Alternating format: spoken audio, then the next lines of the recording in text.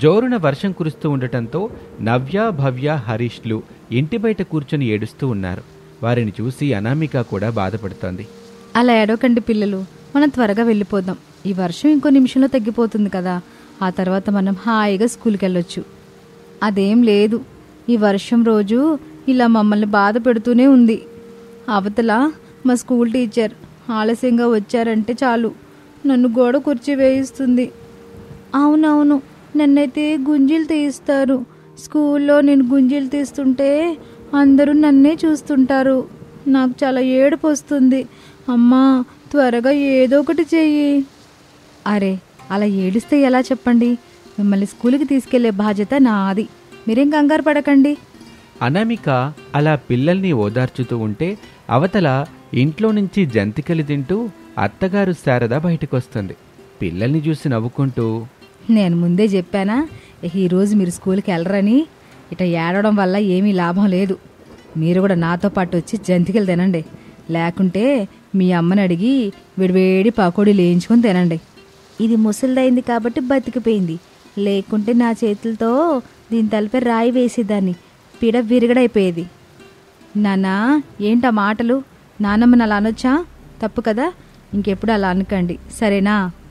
అలా గడ్డి పెట్టి వాళ్ళకి వేలడంత లేరు, అప్పుడు అన్నేసి మాటలు అంటున్నారు నన్ను. అంత అమ్మ పోలిక, లేకపోతే ఇట్ట మాట్లాడరు. నా కొడుకు పోలికలు ఒకటి కూడా లేవు. చీచే. శారద తన మనవడు మనవరాల్ని తిడుతూ ఉంటే అక్కడికి వర్షంలో బాగా తడిచిపోయి వస్తాడు రమేష్. ఏంట్రా, ఇంత వర్షంలో స్కూల్కి వెళ్ళటం అవసరమా? ఇంట్లోనే ఉండి విశ్రాంతి తీసుకోవచ్చు కదా. నానమ్మ మీకు తినడానికి ఏమైనా ఇస్తుంది, వెళ్ళి తినండి. అది అట్ట నాన్న మాట వినాలి. రండి, మీకు విడివేడి పకోడీలు పెడతాను. శారద రమేష్ అలా అనేసరికి అనామికకి కోపం తన్నుకొస్తుంది. ఆ కోపంలోనే, ఇలా ఇంట్లో ఉండి తింటూ ఉంటే ఒళ్ళు చేయడం తప్ప ఎందుకు పనికిరారు. కాస్తైనా బుద్ధుండాలి. పిల్లలకి మనం ఏది నేర్పిస్తే అదే వాళ్ళు నేర్చుకుంటారు. చదువుకోవడానికి ఏది అడ్డు రాకూడదు. వర్షం వస్తే ఏంటి, వర్షంలో తడుస్తూ చదువుకోరు కదా. ఇలా వేడివేడి పకోడీలు తింటే రేపొద్దున పకోడీలు అమ్ముకోవాల్సి వస్తుంది. ఒరే, ఏంట్రా నీ భార్య ఎట్లా అంటుంది? ఇండైరెక్ట్గా నన్నే తిడుతుంది కదా. నేను ఇంట్లో ఉంటూ పందిలా తింటున్నానా? కాస్తైన బుద్ధుండక్కర్లా. అమ్మా, ఇప్పుడేమైంది? నిన్నెవరు పంది అన్నారు చెప్పు? నీ భార్యే పకోడీలు పందిలా తింటుందని అంటుందిగా, చూడు. అయ్యయ్యో, ఏంటమ్మా ఆ మాటలు? నేనేదో ప్రశాంతంగా ఉంటే నన్ను మనశ్శాంతిగా ఉండనివ్వరుగా. మీకో దండం తల్లి, నేనెళ్ళి దుప్పటి కప్పుకొని నిద్రపోతాను అంటూ రమేష్ తన గదిలోకి వెళ్ళిపోతాడు. శారద తన కోడలు అనామికాని కోపంగా చూస్తూ ఇంట్లోకి వెళ్లేందుకు చూస్తుంది. ఆ సమయంలో భవ్య తన కాళ్లను అడ్డుగా పెడుతుంది. దీంతో ఒక్కసారిగా ముందుకు వంగి పడిపోతుంది శారద. ఓ అమ్మో, చంపేశారా స్వామి, నన్నడు విరిగిపోయింది. నా ఎముకలు రాలిపోతున్నాయి. దేవుడా కాపాడు స్వామి.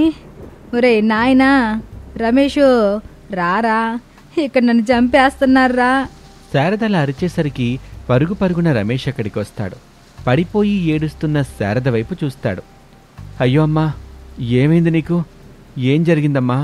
పడిపోయావా ఏంటి? అత్తమ్మ కాలు జారి పడిపోయిందండి, కాస్త పట్టుకోండి, ఇంట్లోకి తీసుకెళ్దాం. నేనేం కాలు జారి పడలేదు, నన్ను వీళ్ళే పడేలా చేశారా. వర్షం బాగా ఎక్కువైంది, ఇక స్కూల్కి వెళ్ళలేమమ్మా. ఇప్పుడేం చేద్దాము? లేదు బంగారం, స్కూల్కి ఖచ్చితంగా వెళ్దాం అంటూ అనామిక తన పిల్లల బ్యాగులు సర్దుతుంది. ఇక మధ్యాహ్నం పూట తినడానికి క్యారేజీలు కూడా సిద్ధం చేస్తుంది. బయలుదేరే సమయంలో ఉరుములు మెరుపులతో కూడిన భారీ వర్షం వస్తుంది.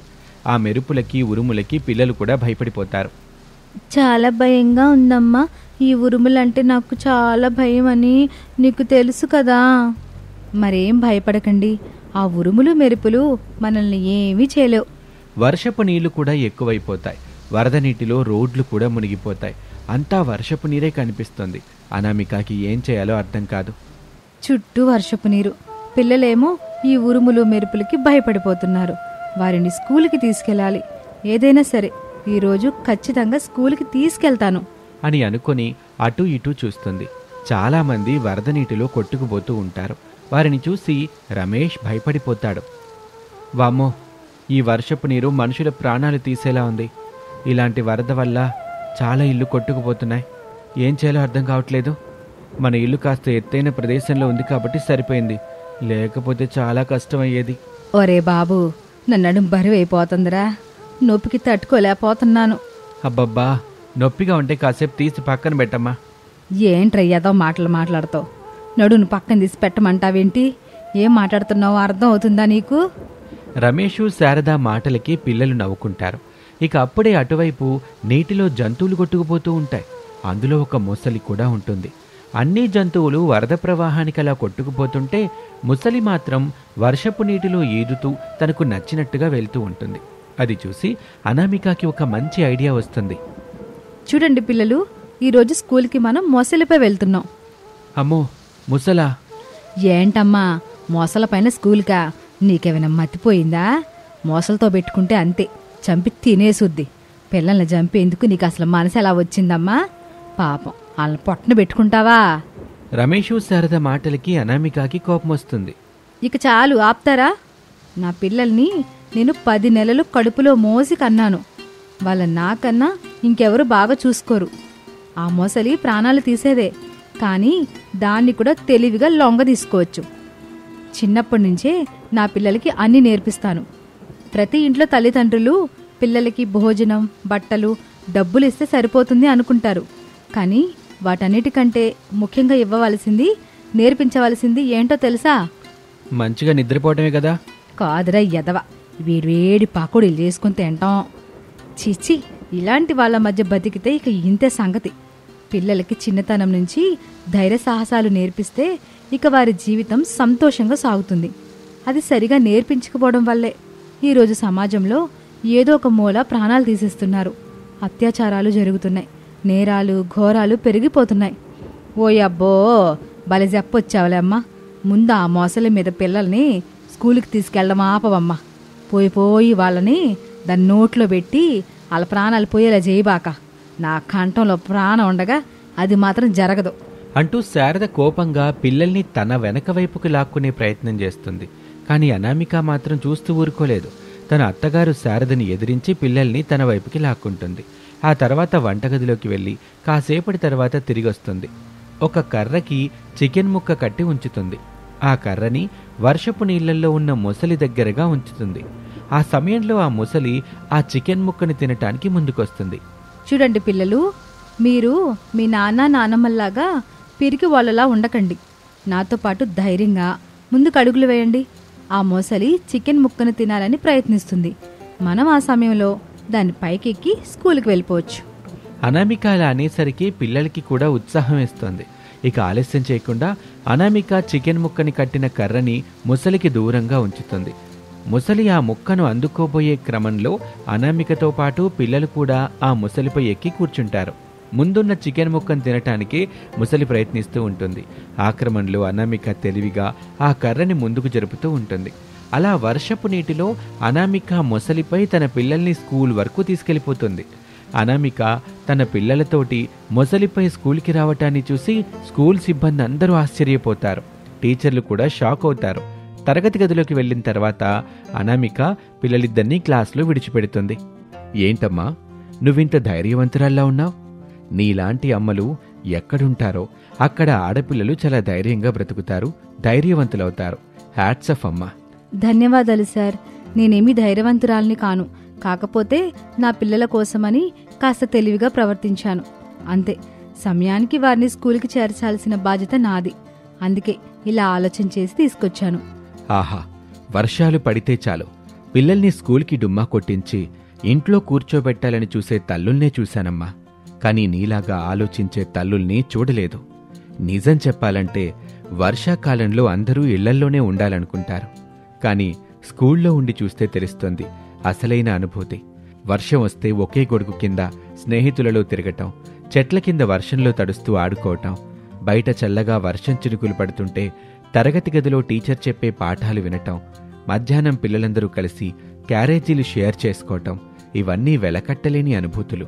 అలాంటి అనుభూతుల్ని, జ్ఞాపకాలని పిల్లలకు ఇవ్వాలనుకోవటం లేదు ఈనాటి తల్లిదండ్రులు. నువ్వు చాలా చక్కగా ఆలోచించావమ్మా. నిజంగా నువ్వు సూపర్ అమ్మవి. ధన్యవాదాలు సార్. హే మమ్మ సూపర్ అమ్మా, సూపర్ అమ్మా. పిల్లలు, ఈ కలర్ చేయకండి, వెళ్ళి టీచర్ చెప్పే పాఠాలు వినండి. సరే సార్, ఇక నేను వెళ్ళొస్తాను. అలాగే అనామిక. అలా అనామిక తన పిల్లల్ని మొసలిపై స్కూల్కి తీసుకెళ్లి మళ్ళీ అదే మొసలిపై కూర్చుని ఇంటికి తిరిగి వస్తుంది. అనామికాని చూసి శారదా, రమేష్ కూడా ముక్కు మీద వేలేసుకుంటారు. ఇక ఈ విషయం తెలిసి చుట్టుపక్కల వాళ్ళంతా అనామికని పొగడ్తలతో ముంచెత్తుతారు. ఇది వాల్టి కథ. మరొక ఆసక్తికర కథలో మళ్ళీ కలుద్దాం. అంతవరకు సెలవు, నమస్తే. అనామిక, అవని ఇద్దరూ తోటికోడళ్ళు. ఇద్దరికీ కూడా తిండి పిచ్చెక్కువ. ఎక్కడికెళ్ళినా ఏం చేసినా తిండిగోల తప్ప ఏమీ ఉండదు. ఓ రోజు పక్కింటి వాళ్ళు ఫంక్షన్కి పిలిస్తే అక్కడికి వెళ్ళి వాళ్లతో, కాంతమ్మ పిన్ని, ఆర్డర్ ఎక్కడిచ్చారు? సాంబయ్య వాళ్ళ దగ్గర ఆర్డర్ ఇవ్వాల్సింది. వాళ్ళ దగ్గర భోజనం చాలా రుచిగా ఉంటుంది. గులాబ్ జామ్ ఒక్కటి కూడా లేదు. ఐస్ క్రీమ్ ఏమో అసలు బాగాలేదు. ఏం భోజనమో ఏమో. అవును, సాంబయ్య వాళ్ళ దగ్గరే రుచిగా ఉంటుంది భోజనం. అసలు ఇక్కడ ఏం బాగాలేదు. ఏం భోజనాలు గోలమ్మా. మా అమ్మ చనిపోయిన బాధలో నేనున్నాను. ఆ భోజనాల సంగతి ఎవరు పట్టించుకున్నారో నాకు సంబంధమే లేదు. దినానికొచ్చి భోజనాలు బాగాలేదని చెప్పిన వాళ్ళని మిమ్మల్ని సోతున్నానమ్మా అని కోపంగా అంటుంది కాంతమ్మ. వాళ్ళిద్దరూ ఏమీ మాట్లాడకుండా అక్కడి నుంచి వెళ్తారు. అదంతా విన్న అత్తగారు శారద చాలా కోపంగా ఇంటికి వెళ్తుంది. ఇంటికెళ్ళిన తర్వాత అనామిక అవనితో ఇలా అంటుంది, కొంచెమైనా బుద్ధుందా మీకు? వాళ్ళ అమ్మ చచ్చిపోయిన బాధలో ఆమె ఉంటే భోజనాల గురించి మాట్లాడుతున్నారు. ఎక్కడికి వెళ్ళినా ఈ తిండి గోల మాత్రం వదలదా మీకు? క్షమించండి అత్తయ్య, ఇంకెప్పుడు అలా చేయము. అన్నట్టు మీకు తినడానికి ఇప్పుడేం కావాలి? ఇప్పుడే కదా అందరం వెళ్ళి భోజనాలు చేసి వచ్చాము. మళ్ళీ తినడానికి ఏం కావాలంటావేంటి? అదే, మనం భోజనం చేసి 15 నిమిషాలు అవుతుంది కదా. ఆకలి వేయకుండా ఎలా ఉంటుంది చెప్పండి? మతుందా మీకు? అసలు 15 నిమిషాలకి మళ్ళీ ఆకలి అవుతే వంట వండుతామా ఏంటి? మళ్ళీ భోజనానికి వెళ్ళి తింటాం. కానీ పద, వెళ్ళి తిందాం అంటూ ఆమెను తీసుకుని వెళ్తుంది. అది చూసి అత్తగారు ఆశ్చర్యపోయి కర్మరా దేవుడా అనుకుంటూ లోపలికి వెళ్తుంది. ఇక తోటికోడలిద్దరూ భోజనానికి వెళ్లి మళ్లీ తిని ఇంటికి తిరిగి వస్తారు. వాళ్ళ ఇంటికొచ్చాక, చూడవని, మనం వెళ్లే సమయానికి అన్నీ అయిపోయాయి. ఏంటో ఈ చాలిని భోజనాలు పెడుతున్నారు. అవును, చాలకుండానే భోజనాలు పెడుతున్నారు అని చెప్పుకుంటూ ఉంటారు. అది విన్న శారద, కొంచెం కూడా బుద్ధి లేదు. ఒకసారి తినొచ్చారు, మళ్ళీ తినడానికి వెళ్ళారు. చాలకుండా భోజనాలు పెడుతున్నారని చెబుతున్నారు. కొంచెం కూడా బుద్ధి లేదు మీకు అంటూ మళ్లీ తిట్టడం మొదలు పెడుతుంది. అవని, అనామిక ఇద్దరూ ఆ మాటలు పట్టించుకోకుండా అక్కడి నుంచి వెళ్లిపోతారు. ఆ రోజలా గడిచిపోతుంది. ఆ మరుసటి రోజు ఉదయం అత్తగారి కంటే ముందే తోటికోడలిద్దరూ నిద్రలేచి గబగబా వంటగదిలోకి వెళ్లి వంట తయారు చేసుకుని తింటూ ఉంటారు. అక్క, తొందరగా తిను. అత్తగారు వచ్చారంటే మనల్ని తిడతారు. మళ్ళీ ఆమె తయారు చేసిన టిఫిన్ మనకు పెట్టదు. నేను తింటున్నాను, నువ్వు కూడా త్వరగా తిను. ఏదన్నా మిగిలితే నీ రూంలోకి నువ్వు తీసుకెళ్ళు, నా రూంలోకి నేను తీసుకెళ్ళిపోతాను అని అనుకుని ఇద్దరూ తింటూ ఉంటారు. అప్పుడే బయటకు వెళ్లటానికి లేచిన మామగారు అదంతా గమనిస్తారు. కానీ చూసి చూన్నట్టుగా వెళ్ళిపోతాడు. ప్రసాద్ అప్పుడు తన మనసులో, ఈ తిండి పిచ్చి వాళ్ళకి ఎప్పుడు వదులుతుందో ఏమో అనుకుంటూ వెళ్ళిపోతాడు.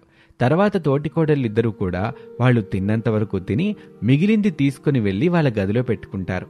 తిరిగి వంటగదికొచ్చి అక్కడ ఉన్న పాత్రల్ని శుభ్రం చేసి ఏమీ తెలియనట్టుగా అక్కడి నుంచి వెళ్ళిపోతారు. కొంత సమయం తర్వాత అత్తగారు నిద్రలేచి వంటగదిలోకి వెళ్లి అందరి కోసం వంట సిద్ధం చేస్తారు. ఆ తర్వాత సురేష్, రమేష్ ఇద్దరు కూడా వచ్చి టిఫిన్ చేసి వాళ్ళ ఆఫీస్కి వెళ్ళిపోతారు.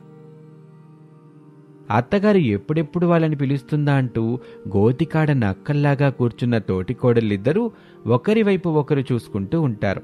ఇంతలో అత్తగారు, అమ్మా అనామిక, అవని, త్వరగా రండి, టిఫిన్ చేసి వెళ్దురు గాని అని ఒక కేక వేస్తుందో లేదో వాళ్ళిద్దరూ వస్తున్నాం అత్తయ్య అంటూ అత్తగారి దగ్గరికి పరిగెడతారు.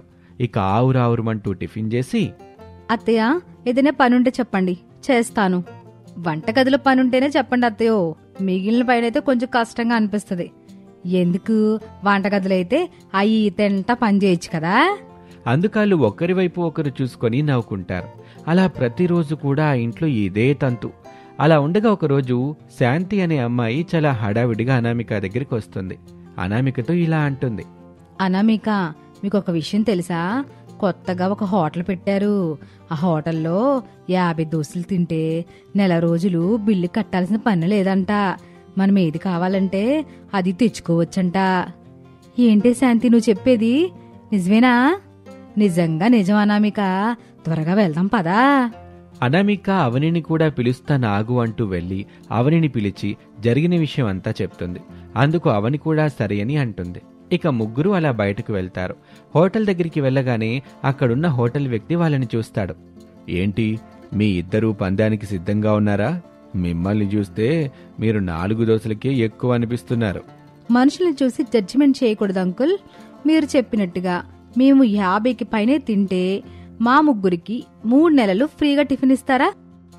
ఓ, తప్పకుండా ఇస్తాను. అయితే మీరు ఓడిపోతే మాత్రం రోజుకి 100 రూపాయలు చొప్పున 3 నెలలకి 9,000 రూపాయలు కడతారా? ఓ, తప్పకుండా కడతాము అని అవని అంటుంది. ఇక తోటికోడలిద్దరూ ఒకరివైపు ఒకరు చూసుకొని, ఇది మనిద్దరి మధ్య పోటీ అన్నట్టుగా ముందుకు సాగాలి. All the best. తప్పకుండా అలాగే చేద్దాం. నీకు కూడా ఆల్ ది బెస్ట్ అని ఒకరికి ఒకరు చెప్పుకుంటారు. ఇక అతను దోశలు వేస్తూ ఉంటాడు. వాళ్ళు తింటూ ఉంటారు. మొదట ఆయన చాలా ఆశ్చర్యపోతాడు. తన మనసులో, చూడబోతే వీళ్ళు పందెంలో గెలిచేలాగే ఉన్నారే, ఎందుకన్నా మంచిది దోశలు కొంచెం మందంగా వేద్దాం అని అనుకొని కొంచెం మందంగా దోశలు వేస్తూ ఉంటాడు. వాళ్ళు వాటిని కూడా తింటూ ఉంటారు. ఇద్దరు కూడా 50 దోశలు తినేస్తారు. ఆ తర్వాత అనామిక, 50 పూర్తయిపోయినా కూడా మళ్ళీ వేస్తున్నారేంటి? 50 ఎక్కడైనా అమ్మా, మీరు తిన్నది 40. ఇంకా 10 దోశలు బ్యాలెన్స్ ఉన్నాయి. అబ్బబ్బా, మీరు అబద్ధం చెప్తున్నారు. అవని 51 దోశలు తింది, అనామిక 50 తింది. నేను లెక్క పెడుతూనే ఉన్నాను. లేదు, నా లెక్క ఇప్పుడు తప్పు కాదు అంటూ వాళ్ళని వాదిస్తూనే ఉంటాడు. అప్పుడు అవని, సరే, ఇదంతా వద్దు, మళ్ళీ లెక్క పెట్టు, మళ్ళీ మొదటి నుంచి వేయండి అని అనటంతో అతను కంగారు పడిపోతాడు. వద్దొద్దులే అమ్మా, మీరు కరెక్ట్గానే తింటున్నారు. మీరే గెలిచారు కాబట్టి 3 నెలల్లో ఫ్రీగా మీకేం కావాలన్నా తీసుకెళ్లొచ్చు. ఆ మాట వినగానే వాళ్ళు ఎగిరి గంతేస్తారు. అవని, ఇంక అత్తగారితో చివాట్లు పడాల్సిన అవసరం లేదు. మనం ఇక్కడికి వచ్చి ఎంత కావాలంటే అంత తినేసి వెళ్ళొచ్చు. అవునక్క, నువ్వు చెప్పింది నిజం. ఎంత కావాలంటే అంతా తినొచ్చు అని అనుకొని ముగ్గురు చాలా సంతోషంగా అక్కడి నుంచి ఇంటికి తిరిగి వెళ్ళిపోతారు. ప్రతిరోజు ముగ్గురు అక్కడికి వెళ్ళి వాళ్ళకి కావాల్సిన టిఫిన్స్ తిని ఇంటికి తిరిగి వస్తూ ఉంటారు. అలా 1 నెల రోజులు గడుస్తాయి. కోడళ్ళిద్దరూ ఎక్కువగా తినటం వల్ల ఆ యజమానికి బాగా నష్టం వస్తుంది. అతను చాలా బాధపడుతూ ఉంటాడు.